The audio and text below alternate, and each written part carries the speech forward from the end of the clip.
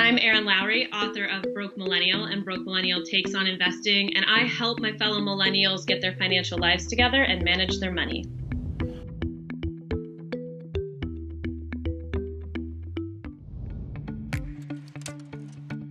Well, the very first thing that you need to do if you find yourself out of work or with the bottom falling out is to assess your situation. And by that, I mean you have to face your numbers.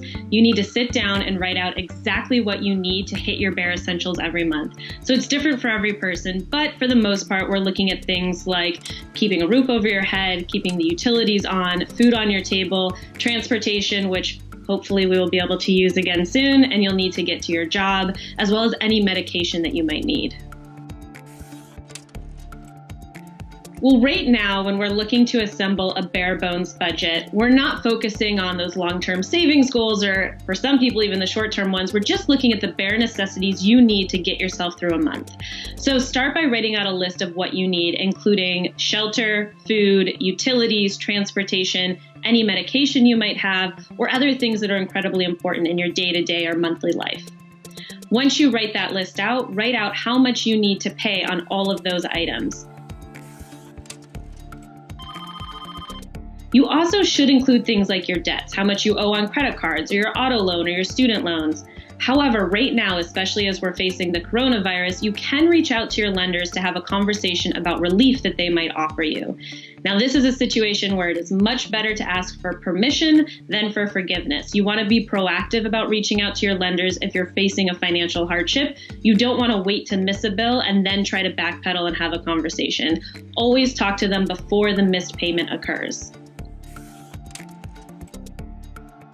I understand how frustrating it is if you have recently lost your job and you don't have savings to have someone say to you, you just have to start putting money aside to build a savings fund, because right now is not the time to be building an emergency savings.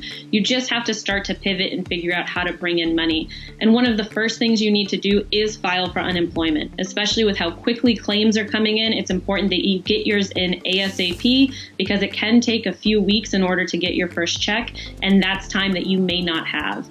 And another thing is to just start looking at every opportunity that exists right now to just bring in some money. So looking at companies that are currently trying to help out and increasing who they need, such as Amazon announcing that they have 100,000 jobs they're trying to fill. There are a lot of temp companies and placement agencies that are looking for people in short-term needs. So just starting to apply for every possible opportunity.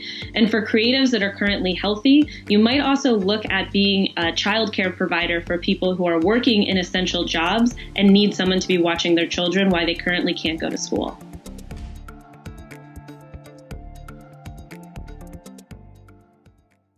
Invest in you. Ready, set, grow.